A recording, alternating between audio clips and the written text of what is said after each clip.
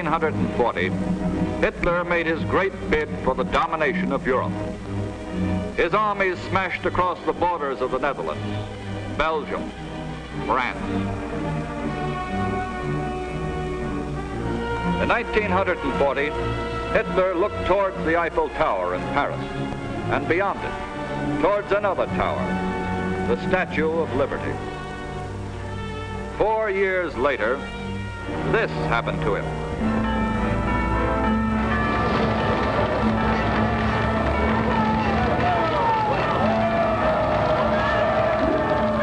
Four years later, American wheels started rolling through the cities of France, rolling east towards Berlin.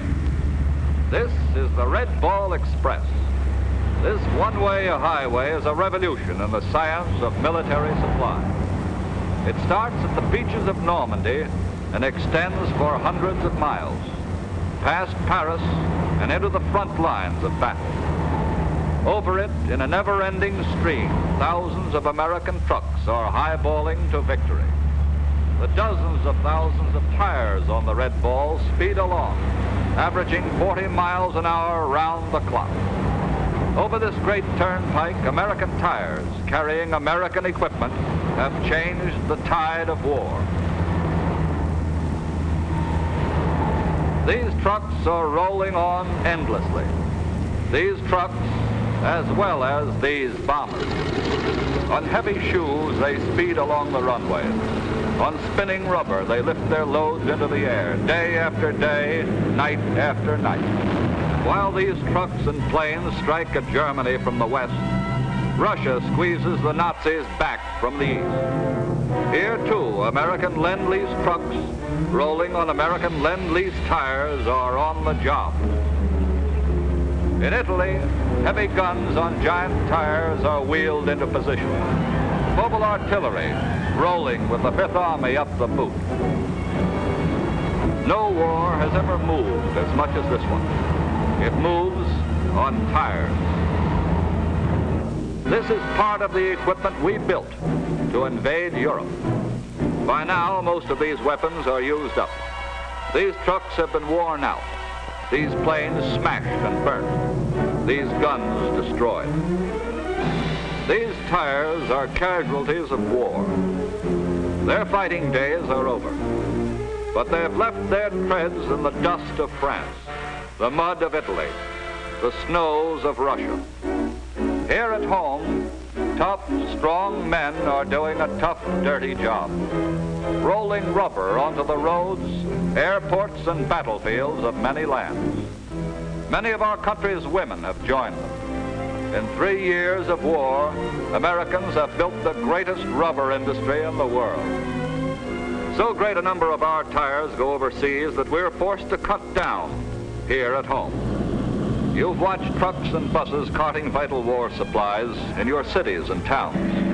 In one summer month, you watched them use up 135,000 tires. You won't anymore.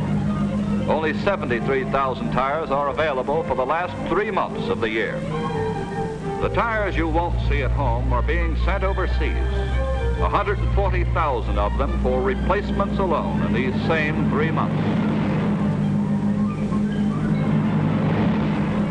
Think of the tires needed to equip one infantry division, 1,400 trucks, over 100 mobile artillery pieces, all manner of armored cars, half-tracks, ammunition trailers, ambulances. From ports of embarkation like this one, rubber starts its long, dangerous trip to combat. If these truck tires get to their destination, they will last about 10,000 miles, if they get there. These, whether they end in watery graves or funeral pyres, are part of the manifold waste of war. Even as men, tires are wounded, tires die.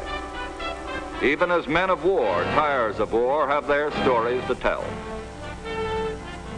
Here is one battle casualty, a tire with hand stitching. It was sewed up by a truck driver as he helped to chase Rommel out of Africa. After roadside repairs, it rolled all the way across the desert into Tunisia. Here is another. This one's injuries were more critical. It too was hand-stitched by a driver, this time in Italy. It came to a sudden end, ripped to pieces on a winding mountain road. This tire was killed in action. Here is how it met its death.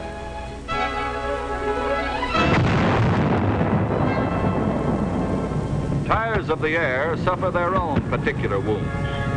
Every time a plane lands, chips of rubber are sliced away by the impact.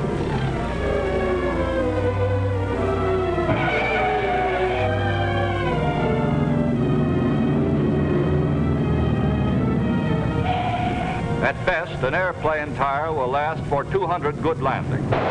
Here are the results of some bad ones.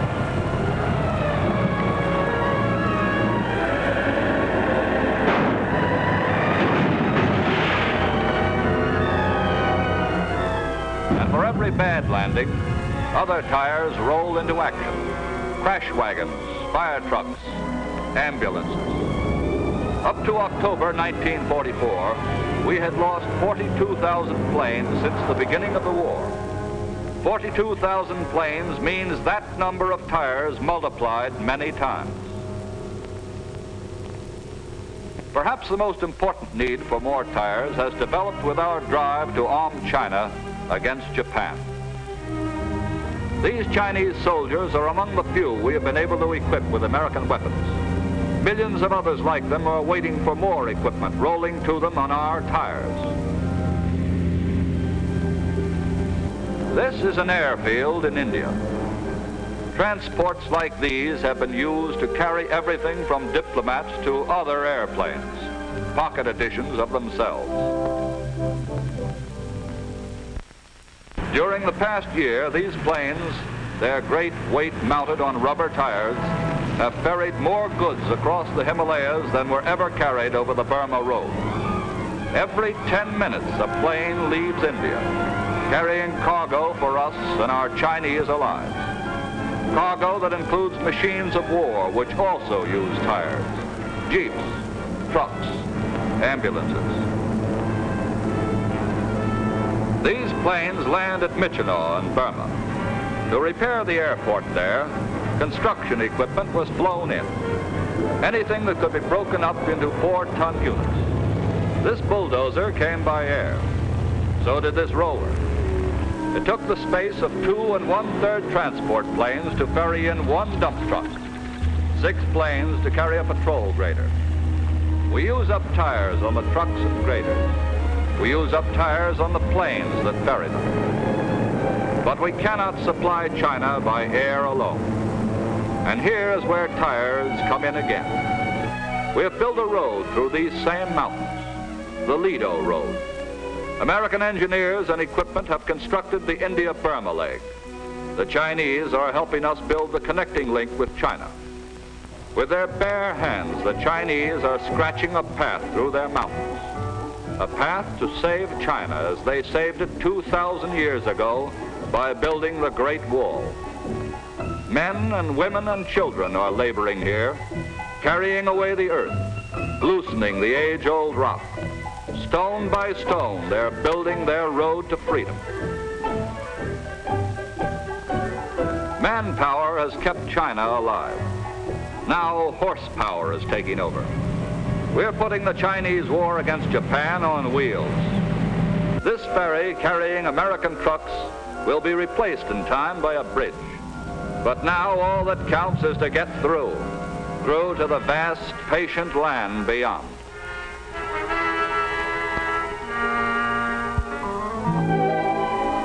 This is the road American tires must travel towards Tokyo. This is the road guns and food and ammunition and supplies must cross. We must carry enough weapons to fight battles over an area greater than twice the sum total of Italy, France, and Germany. This is the Chinese Red Ball Express. These are the trucks and tires highballing to victory over Japan.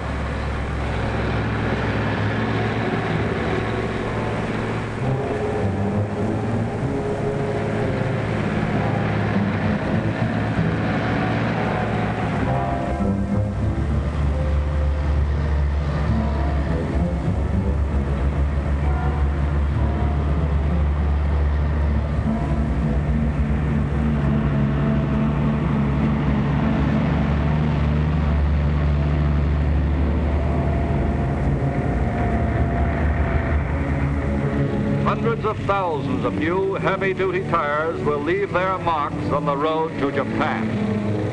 We will build a new Chinese wall, a wall of armor that will move on rubber. We will not rest until we have treaded into the earth of Asia the tread of American tires, the rolling wheels that will destroy forever fascism and Japan.